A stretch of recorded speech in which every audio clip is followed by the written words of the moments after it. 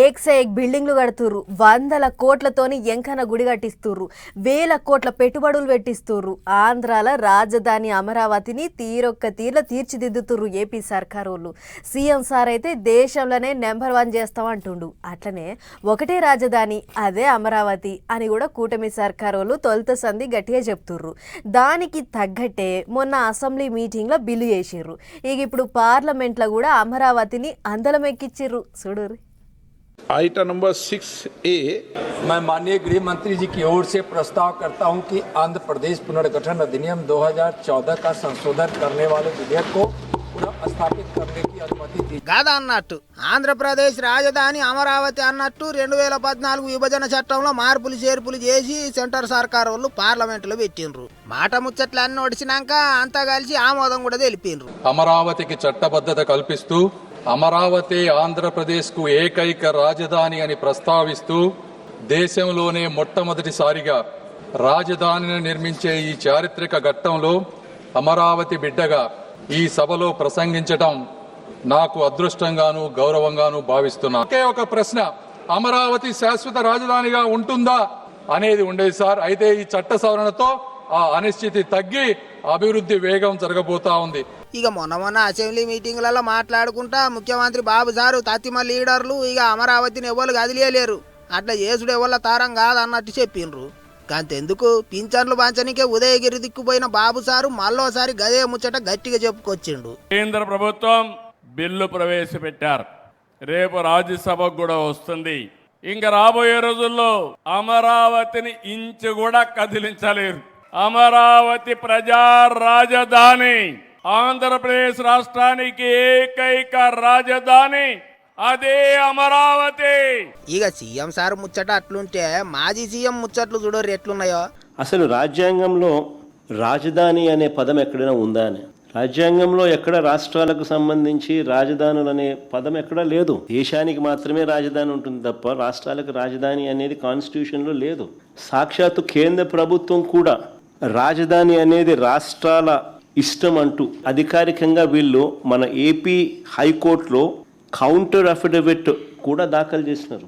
రాజధాని విషయంలో కేంద్ర ప్రభుత్వానికి ఎలాంటి పాత్ర లేదు అని కూడా ఆ అఫిడవిట్లో వాళ్ళు పేర్కొన్నారు. రాష్ట్ర రాజధానితోని సెంటర్ వాళ్ళకి ఏం సంబంధం, చట్టాలు చేయొచ్చు, చట్టాలను మార్చొచ్చు అన్నట్టు మాట్లాడిండు సారు. అంతేకాదు విజయవాడ, మచిలీపట్నం, గుంటూరు మూడింటిని కలిపి రాజధాని చేస్తే ఏమైతుండే అన్నట్టు కూడా మాట్లాడిండు. ప్లాన్ బి కింద మేము చెప్పినాం, మచిలీపట్నం టు విజయవాడ 70 కిలోమీటర్లు, విజయవాడ టు గుంటూరు మరో 40 కిలోమీటర్లు, మొత్తం ఈ 110 కిలోమీటర్లు నేషనల్ హైవే రోడ్డు ఉంది. ఈ నేషనల్ హైవేకు కాస్త అటు ఇటుగా ఈ మొత్తం క్యాపిటల్ ఏరియా కింద డిక్లేర్ చేయండి. మచిలీపట్నం నుంచి ఎంఏ తీసుకోండి, విజయవాడ నుంచి విఐ తీసుకోండి, గుంటూరు నుంచి GUN తీసుకోండి. మావి గన్ అని పేరు పెట్టండి. మచిలీపట్నం, విజయవాడ, గుంటూరు, మా వి గన్. సరే గన్ అంటే బాగుండదు నీకు, అది జగన్ అనేది గుర్తుకొస్తుంది లేదనుకుంటే సరే వేరే పేరు పెట్టండి. కాదా అన్నట్టు జగన్ సారు ముచ్చట్లు గట్లున్నాయి. అయితే ఎవళ్ళ ముచ్చట్లు ఎట్లున్నా సరే ఈ 3 ఏళ్లలో అమరావతి పనులన్నీ ఓ కొలిక్కి తీసుకురావాలని గట్టిగానే తిప్పల పడుతుండ్రు కూటమి సర్కారోళ్ళు. సెంటర్ వాళ్ళతోని మంచి దోస్తానున్నది కాబట్టి పైసలు తెచ్చుకొని పనులు చేసుకుంటాన్రు. తాపకోసారి సీఎం సారు మంత్రులు పోయి పనులు యాందాకొచ్చినాయో అన్ని తీర్ల చూసి వస్తుండ్రు. అన్నిటికీ మించి ఆంధ్రుల రాజధాని అమరావతి అని పార్లమెంటులో బిల్లు పెట్టి సెంటర్ వాళ్ళ ఆమోదం తెచ్చుకుంటారు కూటమి సర్కారోళ్ళు. మరిగా చూడాలే ముంగట ఏ తీరుగా ఎలుగులా చేస్తారో, ఏం చేస్తారో, ఎట్టెట్లా అవుతుందో.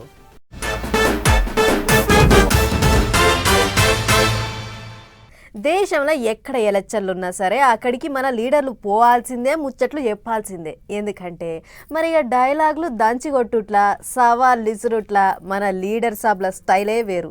మనోళ్ళ ముచ్చట్లకు మస్తు మంది ఫ్యాన్స్ ఉన్నారు. అందుకే కాయిష్ మరి పిలిపించుకుంటుర్రు పక్క రాష్ట్రాల లీడర్లు. ఇట్లనే షే పార్టీకి ఎలక్షన్ల ప్రచారం చేయడానికే కేరళ దిక్కుపోయిండట సీఎం రేవంత్ రెడ్డి సారు. మరిగా అక్కడ సారి ఏమేం మాట్లాడిండో చూడాలి కదా. చలో. ఏ రాష్ట్రంలో ఎలక్షన్లున్నా అక్కడ మనోళ్ళ ముచ్చట్లు మోగాల్సిందే.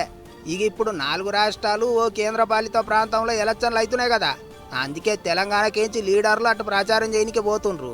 ఇట్లనే తెలంగాణ చెయ్యి పార్టీ లీడర్లు అంతా చలో కేరళం అంటున్నారు. ఇప్పుడు తెలుగు పబ్లిక్కు తాతిల్లిచ్చి కొన్నొద్దులు మలయాళం పబ్లిక్కు జోలు చెప్పనికే పోయినరా అన్నట్టు. అన్నిటికీ మించి కేరళంలో సీఎం రేవంత్ సార్ ప్రచారం జోరుగా అవుతుంది.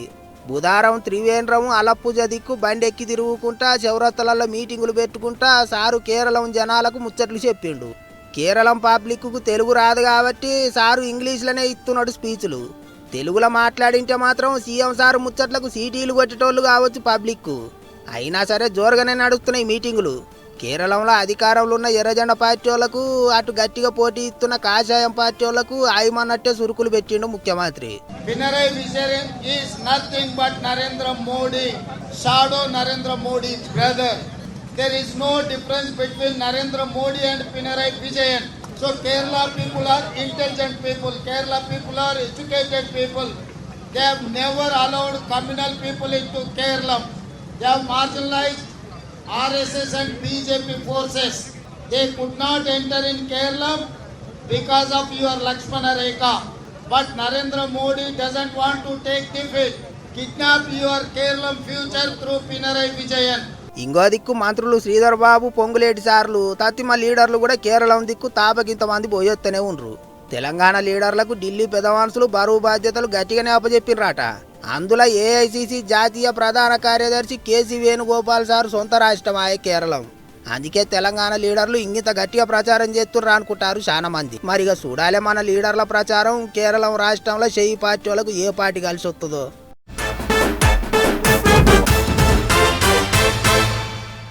పండుగ వచ్చిందంటే చాలు కొత్త కొత్త పథకాలు, ప్రతి నెల ఫస్ట్ వచ్చిందంటే చాలు పింఛన్లు వంచుడు, అట్లనే ఇచ్చిన హామీలన్నీ ఒక్కోటి నెరవేర్చుడు. ఇట్లా మస్తు జోరుగా నడుస్తున్నది ఏపీల సర్కారోళ్ళ పని. అన్నిటికీ మించి 1వ తారీఖు వచ్చిందంటే చాలు ఓ దిక్కు సీఎం సారు, ఇంకో దిక్కు చదువుల మంత్రి లోకేష్ సారు పబ్లిక్ను మస్తు దిల్కుష్ చేస్తుర్రు. ఇద్దరి సార్లు పోటీ పడుతున్నట్టే ఉన్నది చూస్తుంటే. ఇక చూడరు ఈసారి ఏం చేసిర్రు. ఈసారి 1వ తారీఖున పింఛన్లు పంచిపెట్టడానికే సీఎం బాబు సారు నెల్లూరు జిల్లా ఉదయగిరి నియోజకవర్గానికి పోయిండు. వింజమూరు నార్త్ ఎస్సీ కాలనీలో పింఛన్లు పంచిండు సారు. పబ్లిక్ ఆపసాపత అడిగి తెలుసుకున్నాడు. అట్లనే పాతూరు చెరువు బండకాడ మీటింగ్ పెట్టి ముచ్చట్లు చెప్పిండు. మాటలల్ల మాట డిసెంబర్లో ఇంకో పెద్ద శుభవార్తున్నదని చెప్పిండు. ఒక కార్యక్రమానికి శ్రీకారం చుట్టాం. 2,50,000 ఇండ్లు గృహప్రవేశాలు చేశాం. 21 నెలల్లో 5 లక్షల ఇండ్లకు గృహప్రవేశాలు చేశాం. ఇంకో పక్కన రాబోయే 5-6 నెలల్లో ఇంకొక 4,50,000 చేస్తాం. ప్రతి ఒక్కరికి ఇల్లు కట్టించే బాధ్యత, ప్రతి ఒక్కరికి ఇంటి జాగా ఇప్పించే బాధ్యత ఈ ప్రభుత్వం తీసుకుంటామని మీ అందరికి హామీ ఇస్తున్నా. కాదన్నట్టు ఇంకో 4.5 లక్షల ఇండ్లు కట్టిస్తుండ్రాట. ఇక సర్కారు పథకాలు అందరికి అందుతున్నాయా లేదా, ఆఫీసర్లు ఎట్టెట్లా పనిచేస్తాను ఏం కథ అనేది సారు ఎప్పుడు ఓ కంట కనిపెడుతూనే ఉంటాడట. ఈ రోజు మీకు ఏ పని జరిగినా నేను పింఛన్ ఇచ్చాను. పింఛన్ ఇచ్చినాక ఇప్పటికి ఎంతమందికి ఇచ్చామో ఆన్లైన్లో మేము చూసుకుంటున్నాం. ఎక్కడిచ్చామో టెక్నాలజీ ద్వారా ఆడిట్ చేస్తున్నాం. ఈ రోజు రేపు మళ్ళా మీకు ఒక మెసేజ్ పంపిస్తున్నాను.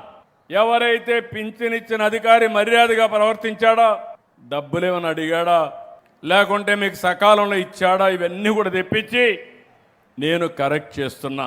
గిట్లా ఉదయగిరి నియోజకవర్గంలో సారు ముచ్చట మంచిగానే నడిచింది. ఇంకో దిక్కు చదువుల మంత్రి లోకేష్ సారు అప్పట్లో పాదయాత్ర చేసిన టైంలో నేతన్నలకు ఇచ్చిన హామీని నిలబెట్టుకుండు. మగ్గం నేతన్నలకు 200 యూనిట్ల కరెంటు, మర మగ్గం నేతన్నలకు 500 యూనిట్ల దాకా ఫ్రీ కరెంట్ ఇస్తామని మాటిచ్చిండు సారు. గా పథకం బుధారం నుంచి అమల్లోకి వచ్చింది. నేతన్నలకు ఫ్రీ కరెంటు పథకం చేయబట్టి సర్కారోళ్ళ మీద 150 కోట్ల దాకా వజన పడుతుందట. అయితే మా అన్నట్టు సర్కారోళ్ళు ముంగటికి నడిచిండ్రు. ఏమైనా లోకేష్ సారు పాదయాత్ర టైంలో ఇచ్చిన హామీలన్నీ నెలకోటి నెరవేర్చుకుంటూ పోతాండు. పోయిన నెలలో తాడేపల్లి రిటైనింగ్ వాళ్ళకు శంకుబండ బాధ ఇచ్చిండు. ఇక ఈ నెల నేతన్నలకు ఫ్రీ కరెంటు పథకం చాలు చేయించిండు. సారు మాట మీద నిలబడతాండు అని తారీఫ్ చేస్తుండ్రు జనాలు.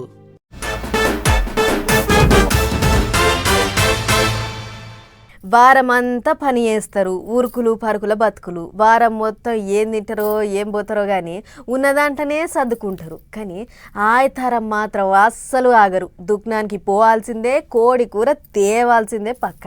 వారానికో నాడు నీసు కూర తిని తుర్తి పడుతుంటారు మరి మనోళ్ళు. కానీ ఇక ఇప్పటి సంది ఆ కోడి కూర తినే భాగ్యం కూడా లేకుండా పోయింది పాపం. ఎందుకంటారా, ఇవి పడతా చూడరు. రైట్, చికెన్ దుకాణాలు బంద్ అయినాయి తెలంగాణలో. కోడి కూర దొరకదు, దవడకు తునక ముక్క దాంగదు. కోళ్లు లేకుంటాయినాయి, బుట్టలు ఖాళీ అయినాయి, సెటర్లు మూతబడ్డాయి, కోళ్ల బండ్లు షెడ్లకు చేరినాయి. దుకాణాల ముంగట బ్యానర్లు కట్టిలు, టెంట్ల కింద ధర్నా కూర్చున్నారు చికెన్ దుకాణాలు నడిపించుకునేటోళ్ళు. రాష్ట్రం అంతటా చికెన్ దుకాణాలు బంద్ ఇయాల్టికేంచి. ఎందుకంటే దానికో కూడా లెక్కుందుల్లో. ఏదైతే బడా బడా కంపెనీలు ఉన్నాయో, ఏవైతే కార్పొరేట్ సంస్థలు ఉన్నాయో వాటిని కొంచెం అదుపులో పెట్టి మాకు మార్జిన్ వచ్చే విధంగా గవర్నమెంట్ సహకరించాలని, మాకు గత 20 సంవత్సరాల నుంచి మార్జిన్ ఈ రోజు వరకు కూడా 26 రూపాయల కిలో ఉండే సార్ మాకు మార్జిన్. ఏదైతే వెన్కప్ కంపెనీ పేపర్ రేట్ ఇస్తుందో మాకు రేటు డిసైడ్ చేసి వాళ్ళకు ఒక రేటు డిసైడ్ చేస్తారు. మాకు రేటు వర్కౌట్ అవుతలేదు సార్. మాకు మార్జిన్ ఇయ్యక ఇప్పటికీ మాకు చాలా మటుకు చిన్న చిన్న రీటైల్ షాపులు మూతలు పడ్డాయి. దందాల లాభం లేదు, పెట్టిన పెట్టుబడి కూడా వచ్చేటట్టు లేదు, కూలికి ఇట్టేటట్టు లేదు అనేది దుకాణాలు నడిపించుకునేటోళ్ళు అంటున్న మాట. కిలోకు 300 ఉంటే లాభం లేదంటలేదంటరా? అదంతా వాళ్ళకి వచ్చేటి పైకం కాదట, కోళ్లను సప్లై చేసేటి కంపెనీలకు పోతుందట. మాకేందంటే తగ్గించిన ఈ మార్జిన్ అనేది పెంచాలి. ఎందుకంటే మేము ఈరోజు ఇల్లు గడవని పరిస్థితి. ఎందుకంటే కుటుంబాలతో సహా వర్కర్లతో సహా ఇలా రోడ్డు మీద పడాల్సి వస్తుంది. ఎందుకంటే మామూలుగా ఒక రోజు ఇలా ఉప్పరి పనికి పోయిన కూడా సాయంత్రం వచ్చే వరకు 800 తీసుకొని వస్తుంది సార్. కనీసం చికెన్ సెంటర్ వానికి 800 కాదు 500 కూడా రోజుకు మిగిలే పరిస్థితి లేదు. ఇలా అగనట మార్జిన్ తక్కువ వస్తుంది అనేది అన్నలు అంటున్న మాట. మార్జిన్ అంటే ఏంటంటే కంపెనీలకేంచి కోళ్లను తీసుకొచ్చి దుకాణాలకు వేస్తుంటారు. వాళ్ళు బూరి బీకి పొట్టపేగులు తీసి పొతం పెట్టి అమ్ముకుంటుంటారు. వీళ్ళు అమ్ముకునే దానికి వాళ్ళు వీళ్ళకి వేసేటి దానికి నడుమున్న పరాకే మార్జిన్ అంటే. ఇప్పుడు మార్జిన్ తక్కువ వస్తుండే వాళ్ళకు లాభం లేని బేరాలు చేయలేమని గిట్ల దుకాణాలకు తాళం పెట్టిలు అన్నట్టు. ఆడ ఈడని ఏం లేదు, రాష్ట్రం అంతటి ఇదే కథ. అసలే ఎండాకాలం, ఎండలకు కోళ్లు తూకం తగ్గుతాయి, తునకలు కొట్టేటోళ్లకు జీతాలు పెరిగినాయి, కరెంటు బిల్లులు ఎక్కువ వస్తున్నాయి, బాడిగ కిరాయిలు కూడా వెళ్లేటట్టు లేదు. మార్జిన్ పెంచాలనేది మనోళ్ళ డిమాండ్. ఇయాల్టికెంచి బంద్ పెట్టిలు. మరి ఎన్నటి వరకు ఉంటుందో ఇట అన్నలకు మంకుపట్టు గాని వారానికి 2-3 వద్దులు నీసుకూర తినేటోళ్లకు ఇప్పటి సంది కడుపు కట్టుకునేటి కథ అవుతుంది పో. ఇదే సందని 5-6 నాడు మటన్ కొట్లు చేపల మార్కెట్ల మీద పడతారు కావచ్చు పోండ్రి మనోళ్ళు.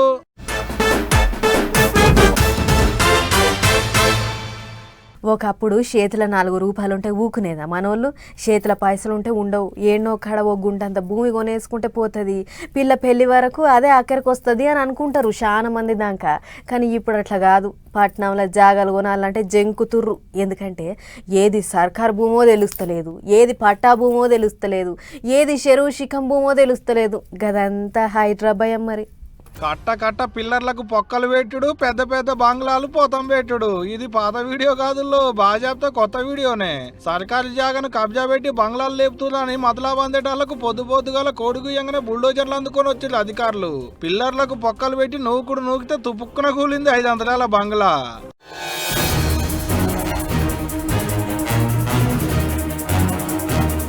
రంగారెడ్డి జిల్లా రాజేంద్ర నగర్ లో 6500 గజాల సర్కారు చోటును అవులుకొని మొగుళ్ళు దాకేటి బంగ్లాలు కడుతులాట. ఏం తక్కువ 30 కోట్ల వరకు ఇలువగల చోటాట. మళ్ళాది ఏది తక్కువ లేదు, 4-5 అంతరాలు లేపిరు మీదికి. 5 కాదు 50 లేపినా కూలగొట్టుడైతే పక్కా అన్నట్టు బుల్డోజర్లను దింపిరు అన్నట్టు ఇప్పుడు హైదరాబాద్లు. మరి ఊకుంటారా? గన్నిగానం బుల్డోజర్లను దింపి బంగ్లాలే కూలగొట్టినా అడిగినోళ్ళు లేరట, అడి దిక్కొచ్చిన వాళ్ళు కూడా లేరట. హైదరాబాద్ వచ్చి కొద్ది గొప్ప తక్కువ 2 ఏళ్లు కాబట్టి అప్పటి సంది ఇప్పటి వరకు ఏడ కబ్జా పెట్టి మొదలాపు వచ్చినా ఆగేదే లేదు. బాజాబ్తా బుల్డోజర్లు దింపుడే. ఆగో అట్టనే ఇయ్యాలా, ఈడపోతాం పెట్టిలా అన్నట్టు. శ్రీరామనవమి నాడు ఆ భద్రాచలం సీతారాముల కళ్యాణం చూసినాం. అందరం భక్తితోని దండం పెట్టుకున్నాం. రాసి పెట్టునోళ్లకు ఆ కళ్యాణ తలంబ్రాలు కూడా చేతికి అందినాయి. ఇప్పుడు నవమి ఓడిచినాక 6 దినాలకు వంటిమిట్ట సీతారాముల కళ్యాణం కన్నుల పండగ లెక్కనే జరిగింది. ఆ సీతారాముల వైభవం చూడనీకే 2 కళ్ళు సరిపోలేదంటే నమ్ముర్రి. ఇక చూడుర్రి మీరు కూడా. ఆ చందమామ వెండి వెన్నెలతోని పందిరేసిండు. మొగుల మీద చుక్కలన్నీ అందమైన ముగ్గులేసినాయి. ఒంటిమిట్ట సీతారాముల కళ్యాణం ఈసారి కూడా ఇంగింత కమనీయంగా జరిగింది. సీఎం చంద్రబాబు సారు సతీ సమేతంగా పోయి సర్కారుల తరపుకేంచి ఆ సీతారాములకు పట్టుబట్టలు ముత్యాల తలంబ్రాలు సమర్పించిండు. 52 ఎకరాలలో కట్టిన కళ్యాణ మండపంలో పోయినేడు లెక్కనే మస్తు ఘనమైన ఏర్పాట్లు చేసిండ్రు ఆఫీసర్లు. 1,00,000 మంది దాకా వస్తారని ముందే అంచనాలు వేసిండ్రు. అందుకే భక్తులకు ఎటువంటి తిప్పల కాకుండా అన్ని తీర్ల సౌలతులు చేసిండ్రు. ఇక నిండు చంద్రుడు చల్లని వెన్నెలలు గురిపియంగా సీతారాముల కళ్యాణం కన్నులార చూసి ఒక్క తీరుగా సంబరపడ్డారు అందరూ. నా భాగ మహారాజ వర్మణో నప్త్రే అజ మహారాజ వర్మణ పౌత్రాయ దశరథ మహారాజ వర్మణ పుత్రాయ వశిష్ఠ గోత్రోద్భవాయ శ్రీరామచంద్ర స్వామినే వరాజా. ఇక అట్లుంటే ఒంటిమిట్ట కోదండ రామాలయాన్ని కూడా టీటీడీ వాళ్ళే చూసుకుంటారు కాబట్టి కళ్యాణానికి అంగరంగ వైభవంగా ముస్తాబు చేసిండ్రు. టీటీడీ ఉద్యానవన శాఖ నుంచి తెప్పించిన పువ్వులతోని తీరు అలంకరణ చేసిండ్రు. దేశ విదేశాల నుంచి తెప్పించిన పువ్వులతోని సీతా స్వయంవరము దశావతారాల రూపాలు తయారు చేసిండ్రు. పోయినేడు లెక్కనే ఈసారి కూడా భక్తులకు లడ్డు ప్రసాదం పంచిపెట్టిండ్రు. ఆఖరికి కళ్యాణ తలంబ్రాలు నెత్తికిన్ని అందుకొని సంబురంగా ఇంటికి పోయిండ్రు జనాలు. గిట్ల ఒంటిమిట్ట సీతారాముల కళ్యాణం మస్తు వైభవంగా సాగింది ఈసారి.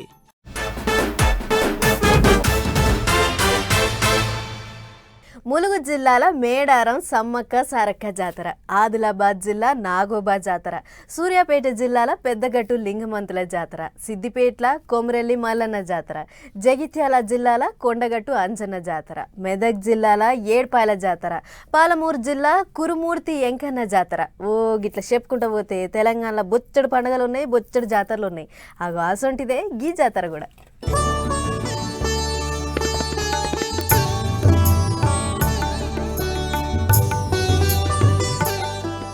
పాలమూరు జిల్లా నల్లమల్ల అడవులలో సలేశ్వరుని జాతర సురువైంది. యాల్టికేంచి వస్తున్నాం లింగమయ్య అనుకుంటా తవ్వబట్టి వచ్చిరు భక్తులు. భక్తుల శివనామస్మరణలతోని మారిమోగింది అడివంతా. నాగర్ కర్నూలు జిల్లా నల్లమల్ల అడవులలో ఉగాది వెళ్ళినాక తొలి పౌర్ణం గోలిగా అయితే 5 వద్దులు లేకుంటే 3 వద్దులు నడుస్తుంది ఈ జాతర. అట్టి 7 3 వద్దులు నడుస్తుంది. బుధవారం నాడు సురువైంది, శుక్రవారం నాడు ఉడుస్తుంది. అట్టని ఎప్పుడు పడితే అప్పుడు పోయేటట్టు ఉండదు, ఎప్పుడు పడితే అప్పుడు మొక్కులు పెట్టుకునేటట్టు ఉండదు. ఏడాదికి 3 వద్దులే నడుస్తుంది సలేశ్వరుని జాతర.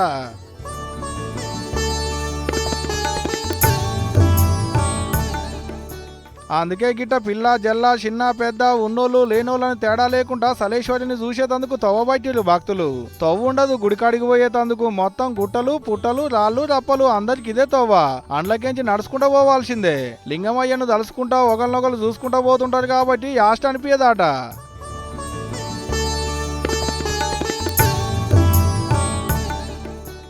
ఎత్తైన కొండలు, నడిమిట్ల లోయ, 1/2 కిలోమీటర్ దాకా అండ్లకేంచే నడవాలి. 2 కొండల నడిమిట్లకేంచి జలపాతం పారుతుంది. నీళ్లు ఏడికేంచి వస్తున్నాయో ఎవరికి తెలియదు. అడవిలకేంచి పారుతుంటది కాబట్టి వనమూలికలు కలుస్తాయి, తాగితే రోగాలు నొప్పులు తగ్గుతాయని అక్కడి భక్తుల నమ్మకం. ఆడికేంచి అడుగులు అడిగేసుకుంటా నడుచుకుంటా పోతే గుడి చిన్నగానే ఉంటది. గుడికి శివలింగమే సలేశ్వరుడు. అయ్యవార్లు ఉండరు, శంచులే పూజార్లు. శంచులకు కులదైవమాట సలేశ్వరుడు. ఎప్పటి లెక్కనే ఈ ఏడు కూడా మస్తు సంబరంగా నడుస్తుంది అనుకో రాదు ఈ జాతర.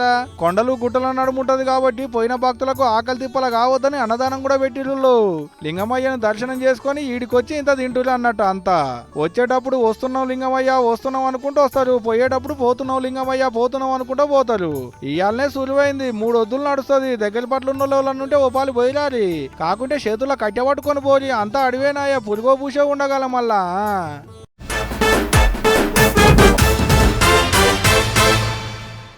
కొన్ని బ్యాంకులకు ఏదైనా పని మీద పోతే అస్సలు పని కాదు, గంటల కమానం లైన్లో నిలబెట్టి ఈ కౌంటర్కు ఓ ఆ కౌంటర్కు ఓ అని దినమంతా తిప్పుతుంటారు.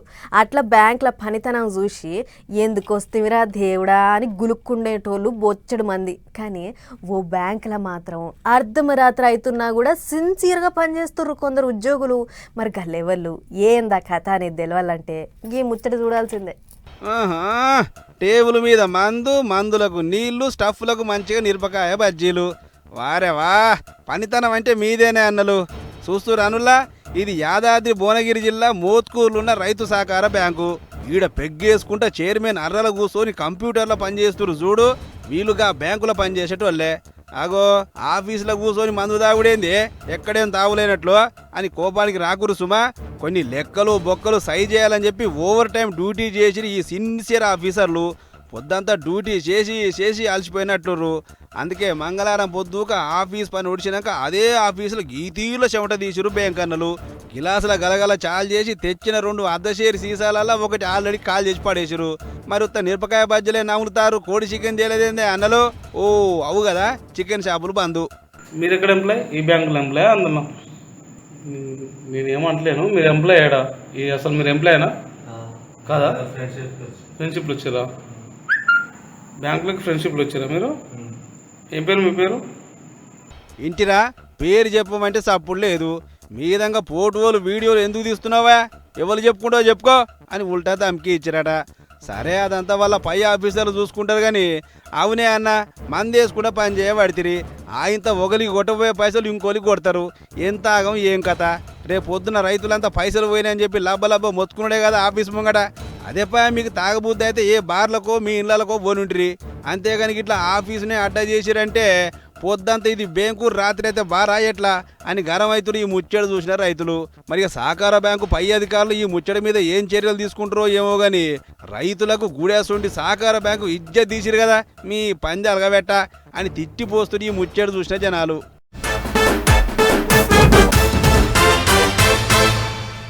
మొన్నటిదాకా టమాటాలకు గిట్టుబాటు ధర లేక కొందరు జనాలకు పంచిపెట్టిర్రు, కొందరు రైతులు షేన్లలోనే ఇచ్చిపెట్టిర్రు, ఇంకొందరైతే ఏకంగా మార్కెట్కు పట్టుకపోవుడు కూడా దండిగే అన్నట్లు పారబోసిర్రు. ఎందుకంటే పంట వండించి ఆ రేంజ్లో నష్టపోయిర్రు అన్నదాతలు.